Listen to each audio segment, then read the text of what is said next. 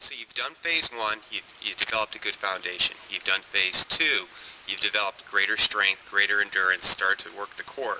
Now in phase three, we're going to get really specific and start to replicate the exact motions of skiing. Start to get your body in the feel of skiing so you have those same feelings that occur when you're on the slopes. And again, we're going to continue to work on more strength, more endurance, keep building all these parameters up, not only to help you this year, but these are things that will carry over year to year so you can continue to ski through your later years of life. These are really specific movements to skiing that start to replicate the movements of skiing so your muscle firing patterns are identical. So let's go through phase three now. So now we're in phase three, trying to build even more strength, high tension loads on the quads and hamstrings. So if you have access to the gym and a leg press, go use it. You're going to put more weight on again, and we're cutting the reps down to approximately 6 to 8 repetitions. But again, this can be done safely now because you've given yourself time to adapt to these heavier weights. Now what you're going to do here is go with a very heavy load that you can only take down slowly, and then you're going to use 2 legs to push it up. Down slowly, and this is a lot of work. Down real slow, 4 to 6 counts, and 2 legs to push it up. 1, 2, really heavy loads here. 3, 4, 2 legs to push it up. 6 to 8 repetitions of that. This is really high-tech training. This is the stuff that the U.S. ski team uses, that Bodie Miller uses, using the really heavy weights, coming down slowly, overloading 1 leg at a time, and then driving it up on 2.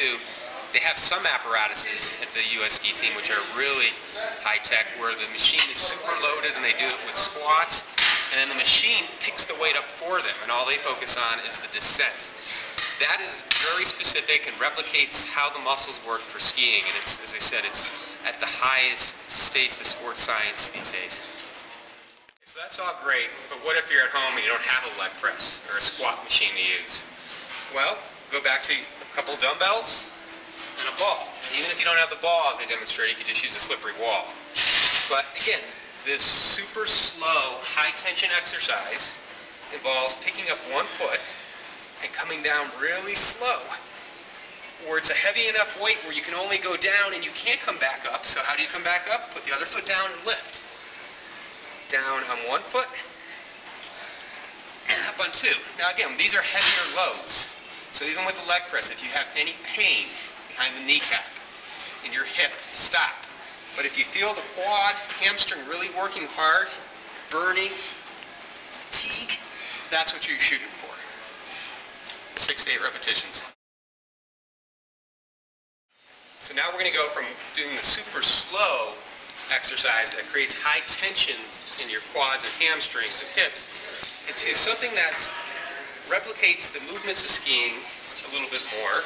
You're going to use this stretchy band I showed you, which you can just wrap around something or tie to a door. And if you don't have this, don't use it. But if you have it, great.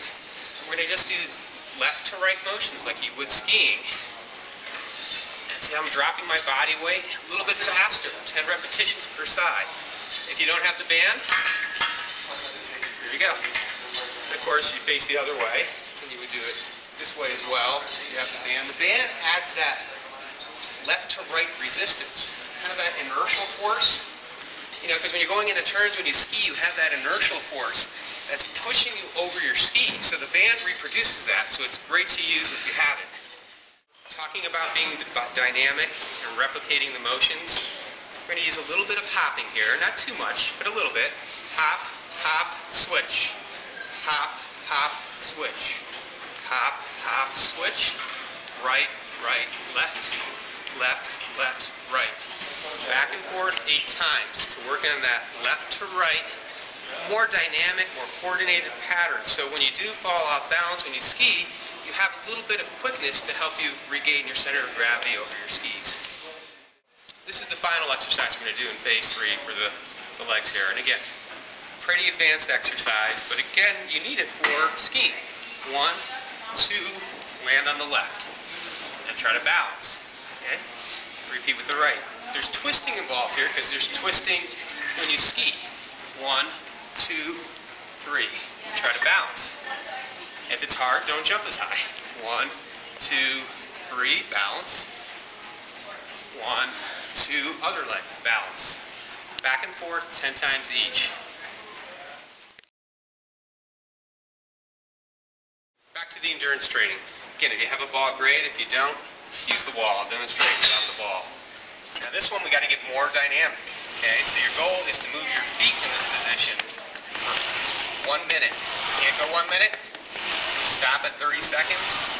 Take a break, and then continue. Your goal over the course of 2 to 3 weeks, though, is to be able to go 1 minute aggressively like this. Some of the time, if you want to get away from the wall, do it right here.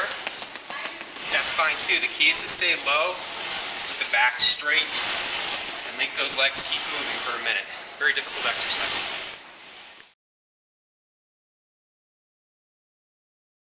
Remember, we're still on phase 3, so we're trying to get the highest levels of performance out of your body.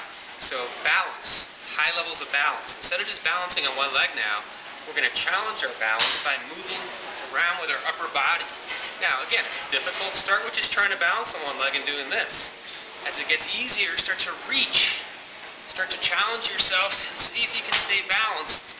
Again, think of all the times you're skiing and you get thrown outside your base of support.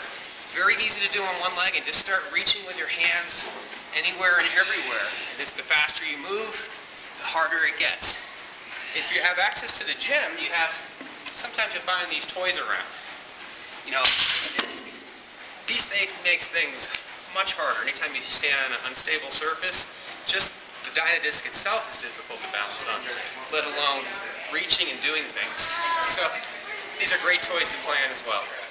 The last balance exercise, and hamstring exercise as well, this going back to what we did in phase 1 and 2, which is that reaching forward like this, but again, we're using the band now, so we have more resistance. The band you can tie around something low and just reach. And again, if you don't have a band, use a dumbbell. Grab a dumbbell and just do the same thing with the dumbbell. And just add that component in 10 times each leg. Now, do with my son.